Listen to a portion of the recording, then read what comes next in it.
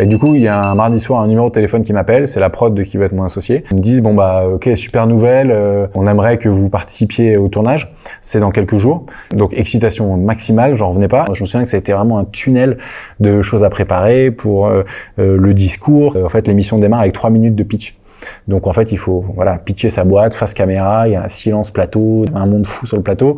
Donc énorme spot, 3 minutes, là il faut que ce soit impeccable. C'est tourné dans des conditions directes, donc une prise.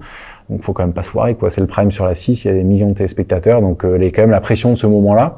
Du coup, c'était à la fois excitant et à la fois pression assez intense. Il a fallu envoyer le pitch, il a fallu faire des essais de tenue. J'ai 3 polos Célio et 2 chemises depuis que j'ai 16 ans, donc c'était technique. On s'est dit merde, comment on fait? Il faut que c'est de la gueule à l'écran, qu'est-ce qu'on fait et tout. Après, il y a la scénographe, il nous dit il faut un univers autour de votre boîte.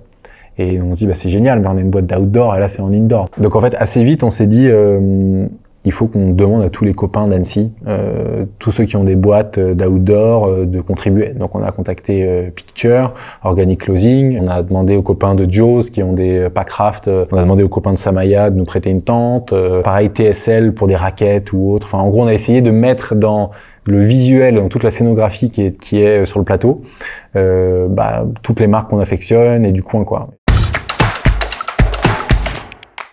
En gros, c'est quand même une vraie levée de fonds. Il y a vraiment, derrière l'émission, il y a une réalité financière. On a les équipes de Qui veut être mon associé, qui représentent en fait les futurs investisseurs, qui rentrent un peu dans la boîte, les bilans de la boîte. Est-ce que, ok, c'est une boîte à l'écran, mais est-ce qu'elle existe dans la vraie vie? Il y a un investisseur qui va rentrer. Du coup, il y a un travail qui doit se faire, mais en express, en quelques jours, alors que normalement, les levées de fonds, ça se fait en plusieurs mois, quoi. Et là, il faut tout faire très vite. Très excitant.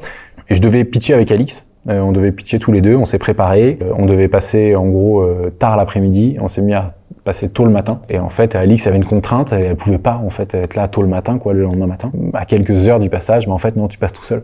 Je me suis dit ok, je vais être tout seul, et j'étais pas hyper à l'aise à être tout seul parce que c'était pas la réalité de ce qu'on vit nous, enfin notre boîte quoi. On est à deux, on est cet équilibre-là, on a des tempéraments différents aussi, mais du coup ça a été quand même un petit stress de dernière minute qui était pas prévu.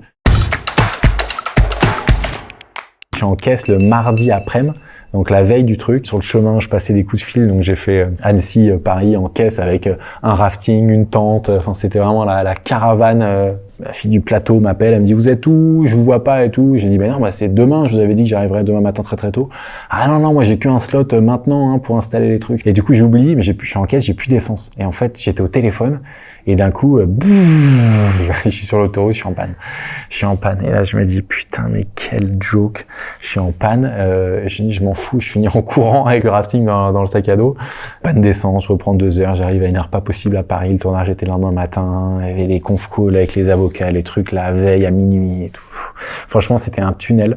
Et donc en fait, quand je suis arrivé là-bas en plateau le lendemain, quand j'ai tout déposé, franchement, j'étais soulagé quoi. Je me suis dit maintenant il y a plus qu'à. Et après du coup, on reprend une espèce de pression parce qu'on arrive dans une machine de télé. Mais du coup, j'ai trouvé quand même ça super cool parce que j'avais quand même l'impression que c'était le début d'un tournant pour Explora quand même et de quelque chose d'un peu grand qu'on allait vivre et surtout je réalisais presque que maintenant la taille du concept et de ce que ça allait être et de l'opportunité que c'était de montrer Explora au plus grand nombre et notre vision, etc.